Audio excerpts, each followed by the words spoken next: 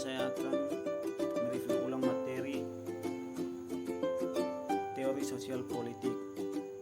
Yang pertama, teori sosial klasik. Teori tersebut diantaranya yang pertama teori positivisme yang dikemukakan oleh Auguste Comte dan Herbert Spencer, teori kapitalisme dan analisis kelas yang dikemukakan oleh Karl Marx, teori civil kekuasaan dan birokrasi yang dikemukakan oleh Max Weber, teori pembagian kerja yang dikemukakan oleh Emil Durkheim.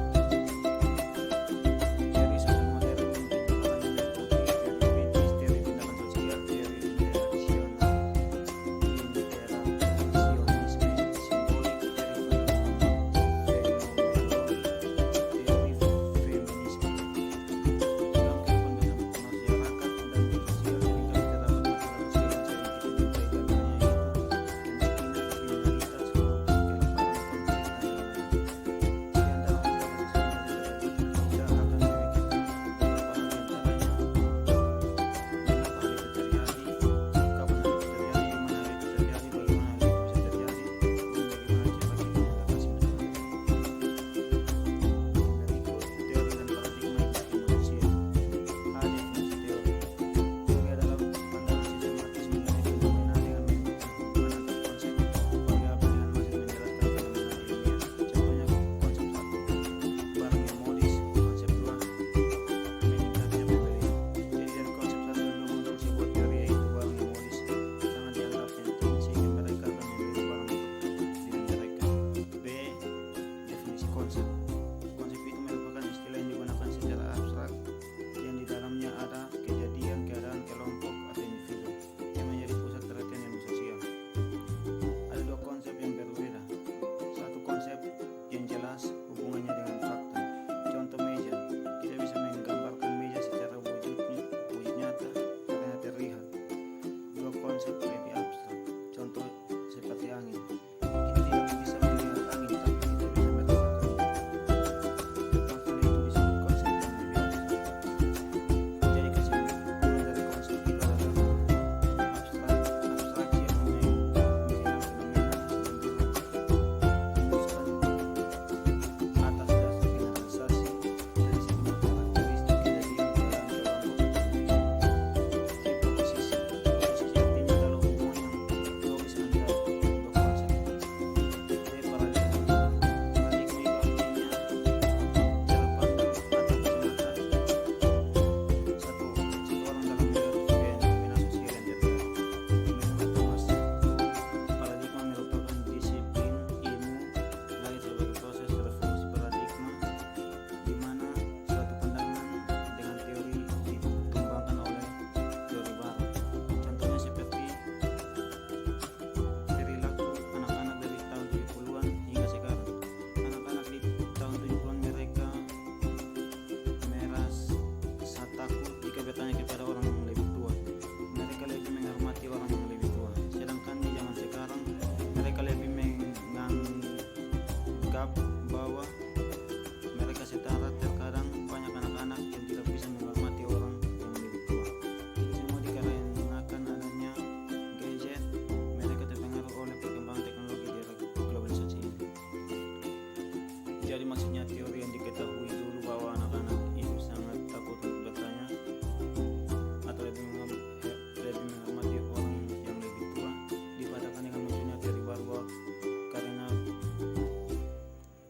perkembangan teknologi yang mempengaruhi perilaku anak-anak sehingga anak-anak berubah dan tidak sama seperti anak di tahun 70-an. Jadi paradigma itu sebagai suatu frekuensi atau pandangan yang menjadi konsep di mana arti dari paradigma itu adalah konstelasi teori, pertanyaan, pendekatan, prosedur yang dipergunakan oleh suatu tema pemikiran. Konstelasi itu dikembangkan untuk memahami sejarah dan keadaan sosial agar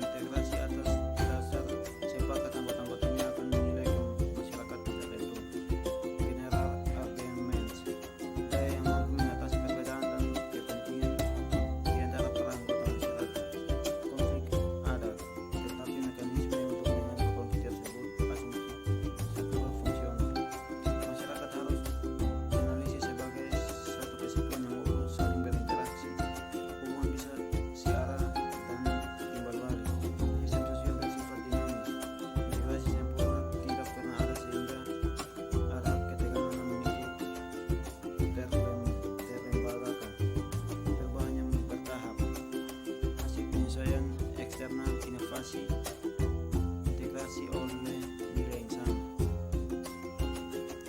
Konsensus. Yang pertama, kemampuan sistem sosial untuk saling mengait adalah konsensus. Kedua, kesepakatan bersama antara bagian yang ada dalam keseluruhan masyarakat. Ketiga, konsensus. Keempat, komitmen. Kelima, adaptasi dan integrasi. Masyarakat dalam model integrasi Turki. Yang pertama, biasanya division of labor. Yang kedua, masyarakat haruslah dipandang sebagai sesuatu kesatuan. Yang ketiga, bisa dibedakan namun tidak bisa dipisahkan. Keempat, integrasi ini untuk memenuhi kebutuhan sistem. Kelima, jika tidak terpenuhi akan muncul patologis. Berikut Talcott Barons tentang fungsionalisme. Yang pertama, individu dalam sistem sosial. Ada dua mekanisme pelembagaan terhadap individu. Yang pertama, mekanisme sosialisasi. Seluruh pola budaya atau nilai kepercayaan simbol ditanamkan pada sistem personal. Yang kedua, mekanisme kontrol. Pelembagaan sanksi aktivitas ritual. Masyarakat dalam model integrasi Durkheim. Basisnya division of labor. Masyarakat haruslah dipandang sebagai satu kesatuan. Bisa dibedakan namun tidak bisa dipisahkan. Integrasi ini untuk memenuhi kebutuhan sistem. Jika tidak terpenuhi akan muncul patologis. Konteks atau latar belakang yang dipenuhi konteks. Zaman pencerahan, sains untuk kemajuan masyarakat atau mereproduksi masyarakat dengan cara lebih baik atau masyarakat. Teori gravitasi dari Isaac Newton. Hubungan fundamental antar sifat dasar jagat raya menjadi pendorong visi ini. Berikut Charles Montesquieu. Kemungkinan adanya ilmu pengetahuan mengenai masyarakat yang menyerupai hukum Newton. Masyarakat harus dipandang sebagai benda, sifat dan dinamiknya bisa ditemukan melalui pengamatan dan analisa sistematis. Comte dan the Course of Positive Philosophy. Berawal kolaborasinya dengan Saint Simon. Saint Simon yang pertama menggunakan istilah pengetahuan positif untuk menunjukkan pada studi tentang umat manusia dan masyarakat berdasarkan pengalaman empiris. Siapa memberikan ide tentang pergerakan masyarakat dari landasan filsafat positivisme. Comte. Bagi Comte, penting untuk menciptakan sains positif seperti halnya ilmu pengetahuan lain. Pengetahuan yang didasarkan pada pengetahuan empirik yang akan digunakan untuk menghasilkan dan menguji hukum-hukum abstrak mengenai organisasi manusia. Tiga tahap perubahan masyarakat. Yang pertama, teologi supranatural. Yang kedua, metafisis abstraksi. Yang ketiga, kehendak personal. Yang ketiga, positif ilmiah atau empiris atau observasi. Yang berikut Marx. Materialisme historis dan negara kelas. Materialisme historis, pandangan yang berusaha menemukan sebab tertinggi serta kekuatan penggerak dari semua kejadian sejarah yang penting dalam cara produksi, pembagian masyarakat, pembentukan kelas, dan perjuangan masing-masing kelas.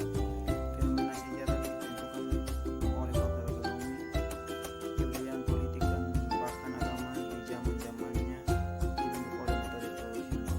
Ketika struktur ekonomi masyarakat berubah, maka berubah pula watak sosial dan politiknya.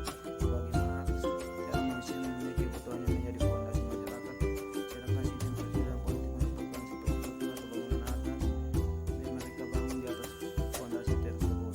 Pada setiap tahapan sejarah, kelas yang menguasai cara-cara produksi akan menguasai masyarakat. Ciri-ciri paling menentukan bagi semua bentuk ekonomi adalah pemisahan antara para pemilik dan pekerja. Ini ditentukan oleh kedudukan dan fungsinya masing-masing dalam proses produksi. Kelas pemilik memiliki sarana produksi, sedangkan pekerja memiliki tenaga. Oleh karena itu, kelas pekerja tergantung pada sarana dua produksi untuk tetap hidup. Kelas pemilik kemudian dapat mengontrol